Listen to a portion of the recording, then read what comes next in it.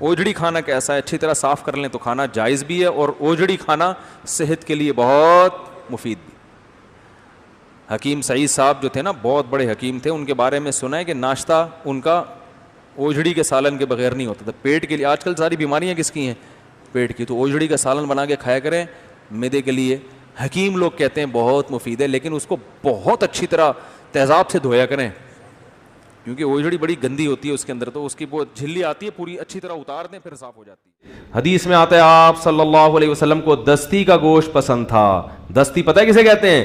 بکرے کے جو اگلا حصہ ہے نا، یہ جنت کنالج کا لفظ مجھے پتہ ہے، نالج ہے، میں مذاق میں کنالج کہہ دیتا ہوں اس کو، کیونکہ اس پہ بھی لوگ کہتے ہیں، اس لیے کہ آپ کی تاکہ آئکنو کے کنالج ہے۔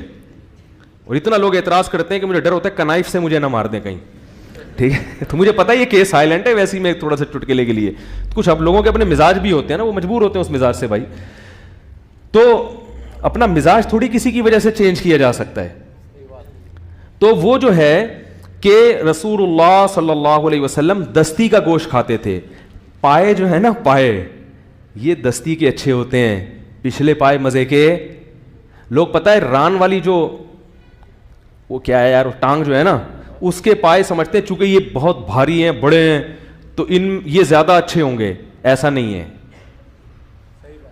جانور کا جو ویٹ ہے نا، وہ اگلے پاؤں پہ زیادہ ہوتا ہے، پچھلے پاؤں پہ کم، پورا ویٹ اگلے پاؤں پہ ہوتا ہے۔ تو وہ جیسے باڈی بلڈر بازوؤں سے جو ویٹ اٹھائے گا تو اس کے بازوؤں میں طاقت، اور جو ویٹ نہیں اٹھاتا اس کے بازوؤں میں طاقت نہیں ہوتی۔ اسی وجہ سے بکرا، اس کے جو اگلے پاؤں ہے نا، ان میں طاقت زیادہ ہوتی ہے۔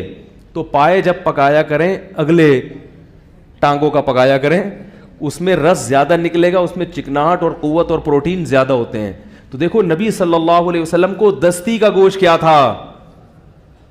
بکرے کی جو ران ہے نا، جو اگلی ٹانگ، ان کا گوشت پسند تھا۔ اور نبی صلی اللہ علیہ وسلم گوشت کیسے کھاتے تھے؟ انحش اللحم نحشن، ترمذی میں باب باندھا ہے کہ نبی صلی اللہ علیہ وسلم دانتوں سے گوشت کو ایسے، اس کا اپنا مزہ ہے، چھری سے کاٹنا بھی کھایا ہے آپ صلی اللہ علیہ وسلم نے، لیکن صحابی اس صفت کو بھی ہائی لائٹ کر رہے ہیں کہ نبی کیسے گوشت کھا رہے تھے۔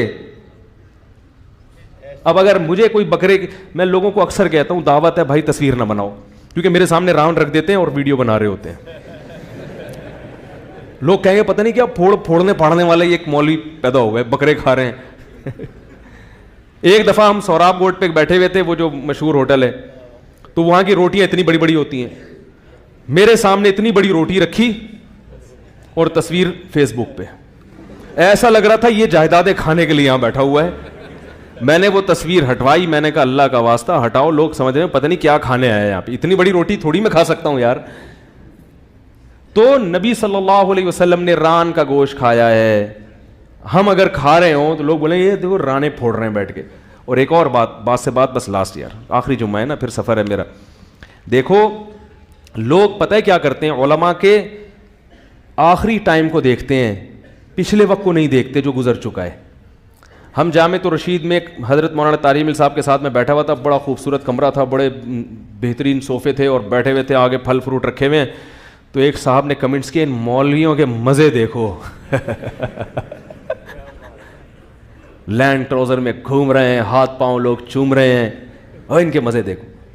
میں جب طالب علم تھا، مدرسے میں آیا تو مزے لیس زندگی تھی، مزوں کے علاوہ کیا تھا؟ سب کچھ تھا، کوئی جانتا نہیں تھا مجھے۔ 4 آدمیوں میں بیان کے لیے ہمارے استاذ نے کھڑا کیا، تو میں ٹوٹا پھوٹا سا میں نے بیان کیا۔ انہوں نے کہا اس وقت کیا حال ہوگا جب ہزاروں لوگ تمہارا بیان سنیں گے؟